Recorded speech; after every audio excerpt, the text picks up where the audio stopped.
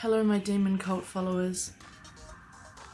I'm not going to bore you with the details of the story, but I managed to get a free eyeshadow palette this week due to a company fucking up their order system. So, I thought I would do a wee look using this palette, which I waited for months, was on back order for, and then finally I gave up. I said credit my account, I used the money towards a different palette, and lo and behold this guy pops up in the mail, so thank you very much. It is called the Smith & Colt Sombra, and it's this beautiful, beautiful palette of some shimmer and some matte, very purpley warm tones, and this guy here is a little blender. So I have green eyes for the most part, and it's kind of an age-old rule that purple and green, good match. So I thought I would do a pretty basic purple eye with hints of pink, just using the one palette because I do have a pretty bad tendency to use multiple palettes, and I thought no, do one, stick with one. So I have already primed my eyes with eyeshadow, eye primer, and you didn't need to see me rubbing shit on my eyelids, so I thought I'd skip that entire part. Okay, so to get started, I'm just going to go ahead and take a little stumpy brush, and I'm going to take this very light shade and just kind of put it all over my brow bone and underneath it, because it's kind of going to end up transitioning us. Don't worry, your eyesight's not bad, you just can't really see anything at this point. I like to have a powder base because what it does is allows you to build up powders over the top of it and blend them in, whereas sometimes when you put a powder just straight on an eyelid, you can't actually get very good blending. So this is almost like blending insurance, whether that makes sense or not. So I'll just take a smaller brush now and take this just lighter rosy pink, and I'm just going to go ahead and trace out what I'm going to do, which is to say that I'm just going to start making a wee bit of colour up here.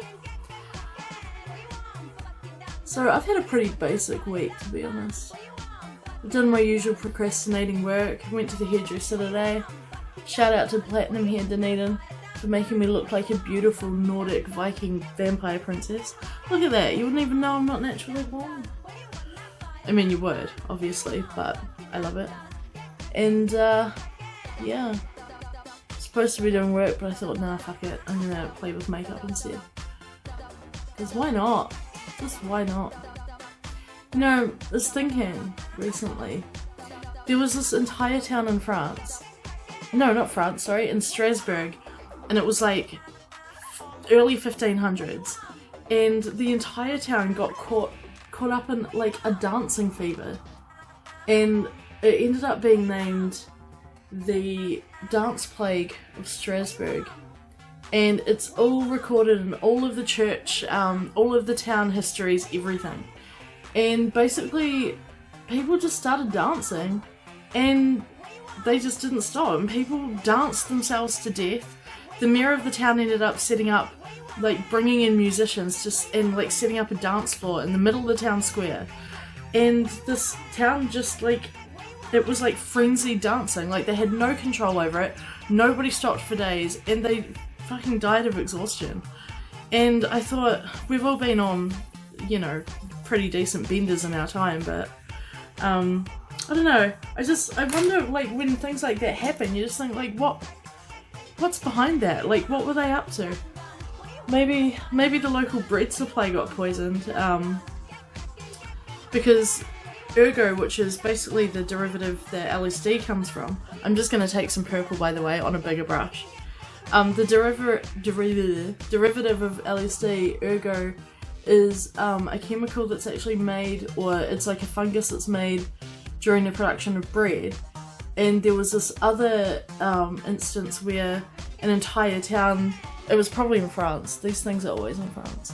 Back in the day, one of those small towns where, like, you know, everyone would go and get their bread from the one baker every day because that's what things used to be like back in the day. Anyway, the bread hadn't been cooked properly and they all got ergot poisoning, which is akin to you know, being on LSD, and the whole town was like hallucinating for days, and like people ended up in hospital and in like the whatever their equivalent of the psych ward was back then. Pretty crazy, and nobody really knew, and it just makes me wonder how many times in history like entire towns have been accidentally drugged, you know, whether it's like the water supply or bad bread. I don't know, I find stuff like that really fascinating. I love little stories in history. They're not quite mysteries, they're just like little anecdotes that make you go, man, things are quite different. So anyway, you can see I've like started really building this up, but like not, you know, offensively so. So I'm just going to take that brush and start kind of really rubbing it in, because I've just been patting it down for now. Okay, cool. So I want to take this kind of deep maroon reddy, this is a matte colour. So I think I want to take this and just, I don't know where I'm going to put it. I'm just going to put it somewhere. So this could be really bad or it could be really good. We may never know. I'm just putting it here to transition out to that purple. See how it's like it comes out quite a pink colour? Pretty cool. And then I want to have a stab at this little mix and match thing, because if somebody has like built an inbuilt perfect blender into their eyeshadow palette, which is what they've promised us in this, it actually says, not on the back, I have the box somewhere, hang on. Oh fuck, no. Yep. Okay, the box promises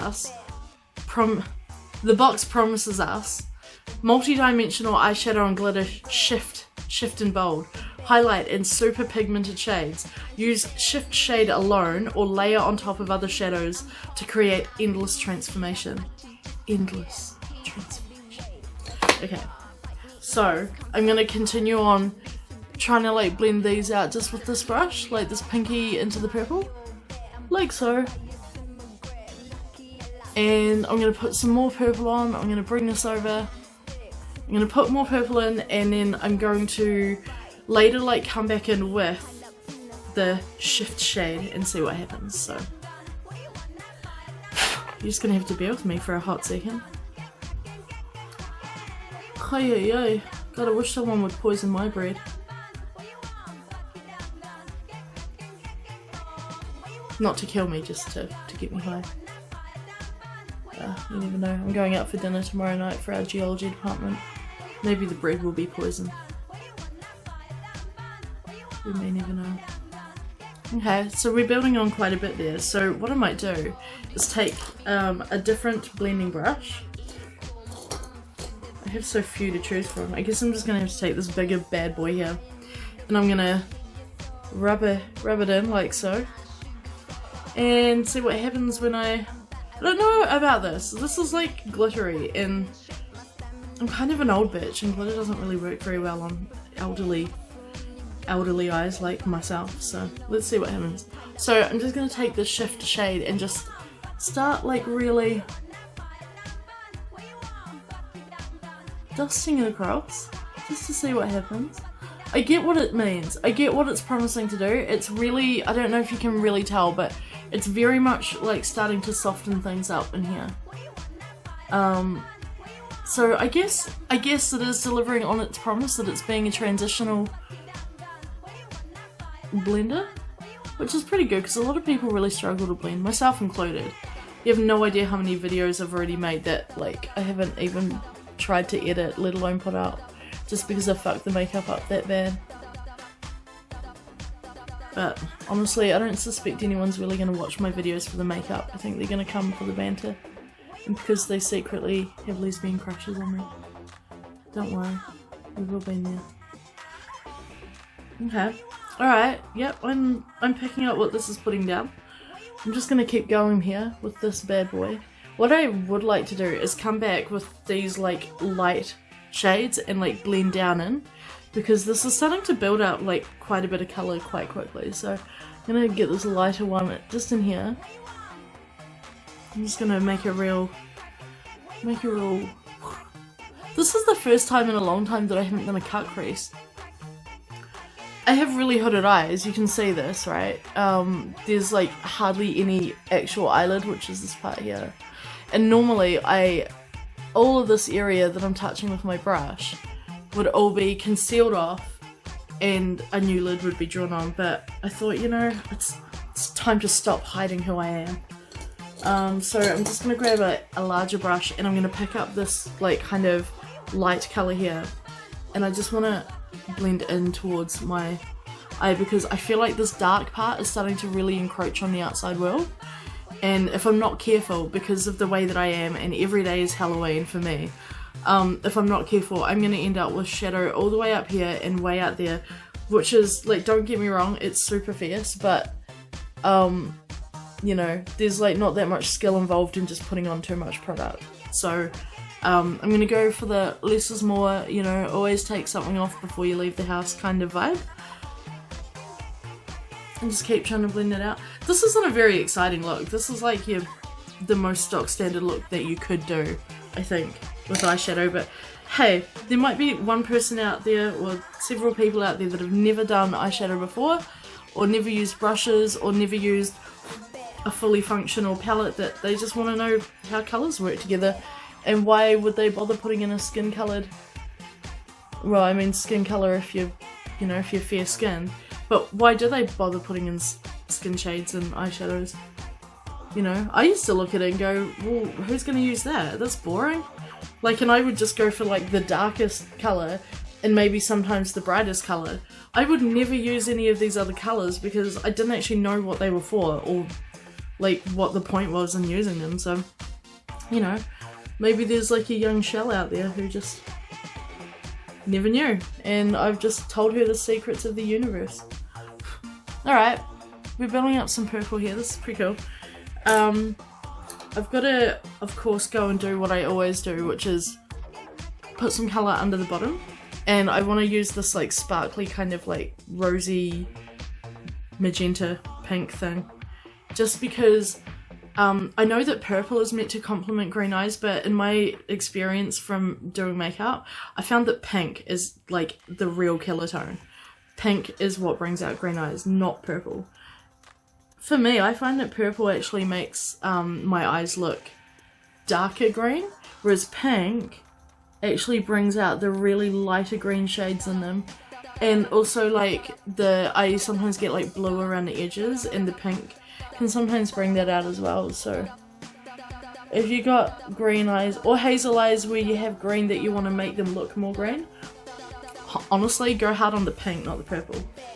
Okay, so I'm just gonna keep playing and shading here, just because, you know, a woman's work is never done and all that. The one thing that I'm the most guilty of is I never finish off a look properly because I'm really impatient and I just don't blend out properly. You can see that this kind of creates a really large like blob here. This is a product of me not really blending. You can actually see where this eyeshadow stops, and the real art to blending is to blend it in a way that you can't really see where that particular colour stops and where, like, even where the skin starts, because that's the whole thing. It's like trickery of the light or something. You're trying to fool people into thinking that it just seamlessly blends into your skin. You don't want to have big obvious marks where you haven't blended, so, or maybe you do, I mean, depending on the style that you're going for. I want to bring in a little bit more dark across here. I want to kind of give myself a little bit more of a higher crease, so I'll just put a little bit more of that dark purple on here. It's alright, I'm going to blend it out up the top because it's starting to look a bit ridiculous.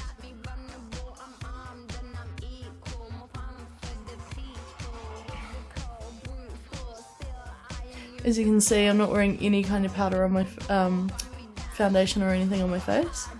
I never do that until later. And then it's really good because sometimes you're looking at your eye makeup and you're like, oh, it doesn't look really polished, it doesn't look really together, I don't know if this is really a look. And then you go and you do your skin and you end up with this like completely even, nice canvas, and it makes your eyes look really good. So for me, it's always nice to have like a bit of a surprise reveal, like surprise, you were pretty all along kind of thing. So again, I'm just going to come back in with the lighter shade, blend out these edges. It's really a game of patience, to be honest. If you're looking to procrastinate doing work, like uni work or like work or school work or whatever, get into makeup, because honey, you are going to kill so much time just dicking around with this stuff when you should be doing more. Okay, I'm starting to look a little bit bruised, so that might be where I'll stop. Except, I just really want to put more pink on this, so I am going to go to my ye old favourite Colour Burst. I love this palette. And I'm just going to get that hot pink. I'm just going to chuck her on a brush there. This'll do. Let's pack this bad boy on. And I'm just going to chuck her on right in the middle. She's going to be my eyelid pop colour. Look at that. You can already see it smashing out at you. Because this is going to just pop so hard, like, look at that. You can already see how much greener that eye looks because of the pink. I mean, I'm not here trying to, you know, swindle people into thinking that my eyes are greener than they are, but one thing I have found with like getting older, like, so kind of after my late 20s, my eye colour seems to like dull down. Like I used to get so many compliments on my eyes. People were like, wow, you've got like these really intense green eyes. And like with age, and I looked it up and it is a thing, with age your eye colour actually like goes duller. And I also probably have like deteriorating eyesight, which probably is a contributor. But it's really nice to actually feel like I have a colour to my eye rather than like a very dull hazel. So yeah, that's one thing, that's one reason I like to put a lot of pink in, because, you know, I want to feel young again. Leave me alone. Okay, so what I might do there, I'll put on a little bit of makeup. Oh, mascara.